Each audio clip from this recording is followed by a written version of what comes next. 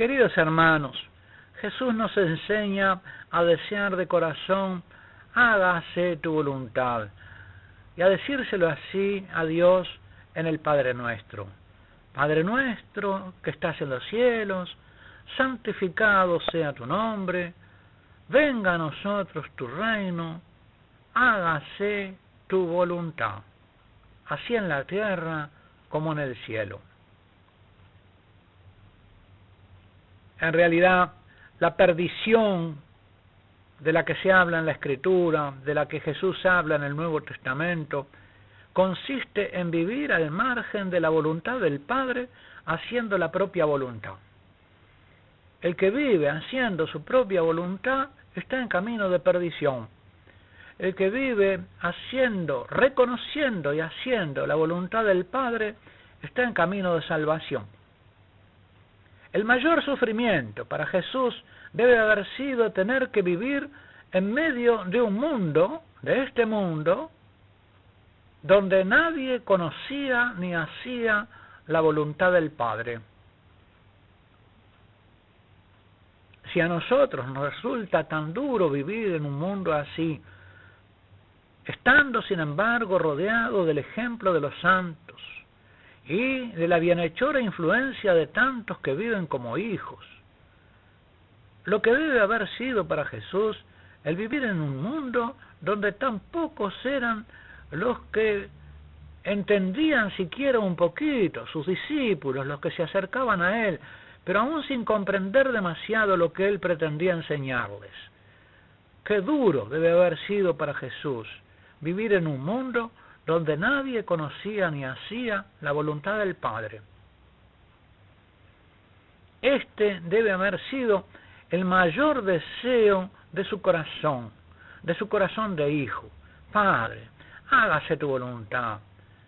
Oh, si todo el mundo conociese, si la gente conociese, qué buena es tu voluntad y qué bueno es hacerla. Ah, Padre, si los hombres conocieran tu voluntad y supieran que solo en hacerla se encuentra la verdadera dicha. Qué desdichados se hacen a sí mismos, viviendo ajenos a ella, queriendo regirse por su voluntad propia, que solo un capricho insensato, necio, descabellado, aunque les parezca tan bueno. Pobrecitos, qué desgraciados se hacen a sí mismos en su ignorancia, en la ignorancia de tu santa voluntad, de tu gloriosa voluntad, de tu voluntad que hace felices a tus hijos. Juan Pablo II ha dicho que el pecado original no consiste solo en la violación de la voluntad positiva de Dios, sino que consiste también y sobre todo en el motivo por el cual se desobedece. El motivo es la abolición de la paternidad divina, el oscurecimiento del motivo bondadoso del Creador, poniendo en duda la verdad de Dios, que es amor, y dejando la sola conciencia del amo y el esclavo. Así, Dios, el Señor, aparece como celoso de su poder sobre el mundo y sobre el hombre, y en consecuencia el hombre se siente inducido a luchar contra Dios. El hombre esclavizado se ve empujado a tomar posiciones contra el que él considera que es un amo que lo esclaviza.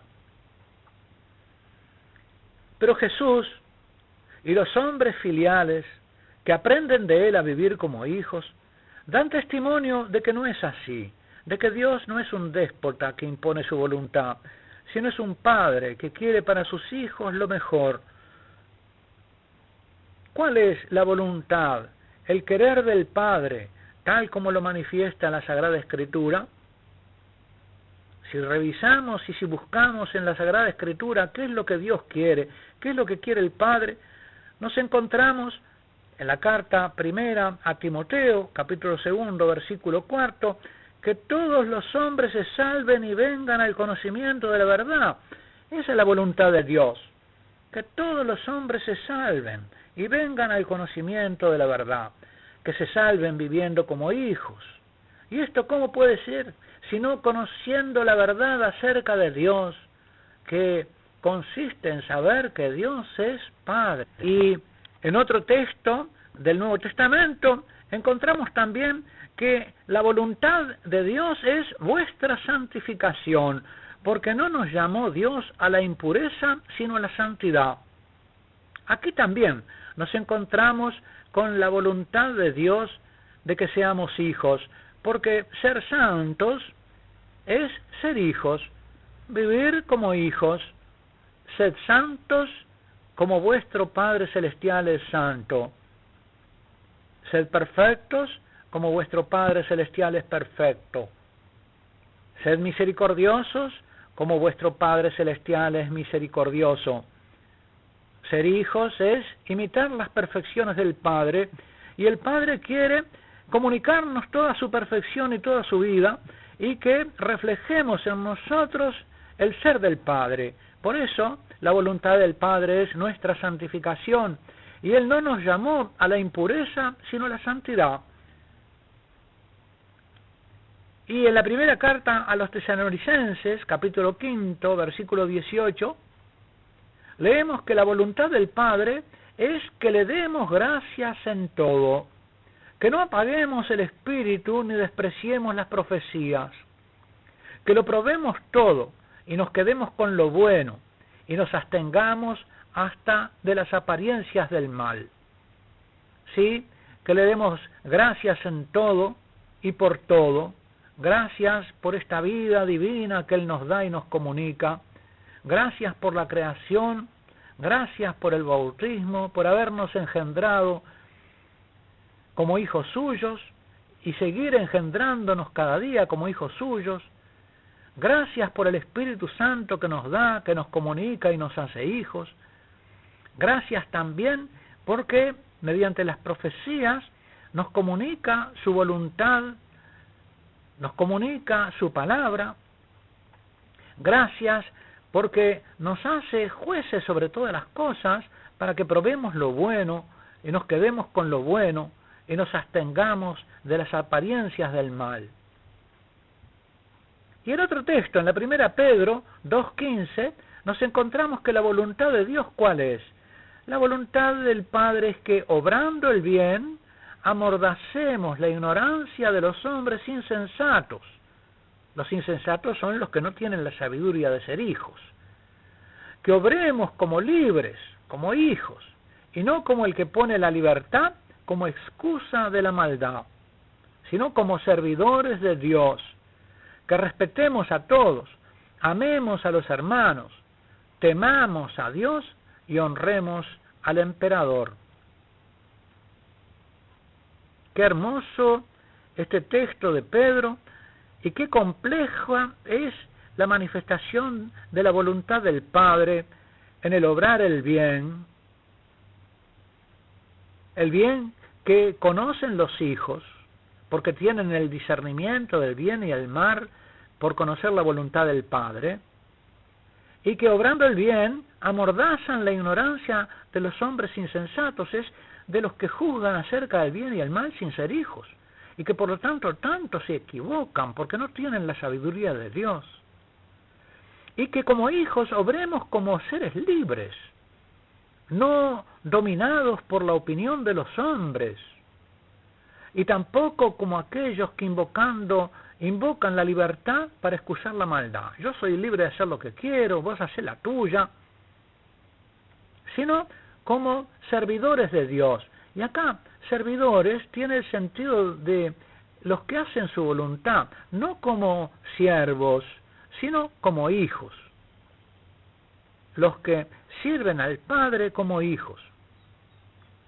El Padre quiere también, dice, que respetemos a todos, que amemos a los hermanos, que temamos, es decir, que respetemos al Padre, porque aquí en la Sagrada Escritura el sentido del temor, no es el temor servil, sino el temor filial, que respetemos al Padre, que temamos ofenderlo, y que honremos al emperador, es decir, que demos a los gobernantes de este mundo la obediencia que se les debe. Estos textos de la Escritura que hemos leído nos hablan, queridos hermanos, de la voluntad del Padre. Pero la Escritura nos habla no solo de la voluntad del Padre, sino también del beneplácito. El beneplácito del Padre es su designio amoroso, su intención más recóndita, misteriosa y eterna. Y de ella volveremos a ocuparnos más adelante, porque en ella se goza Jesús y es la herencia de los hijos. Pidamos, pues, queridos hermanos, al Padre, en esta noche, con las palabras que Jesús nos enseñó. Oh Padre, danos a conocer la hermosura de tu voluntad. Danos a conocer lo buena que es tu voluntad para nosotros. Danos a conocer cómo tu voluntad es mucho mejor de todo lo que se nos pueda antojar y todo lo que podamos querer nosotros por nosotros mismos.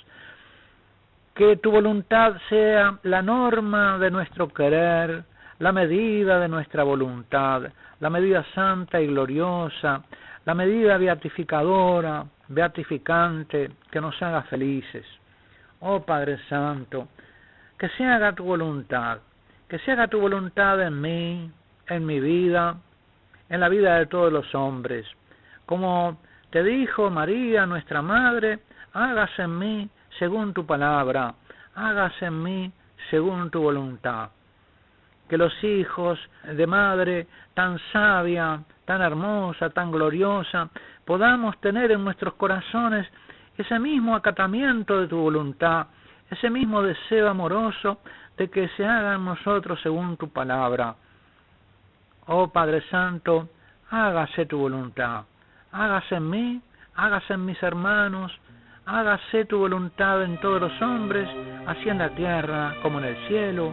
Amén.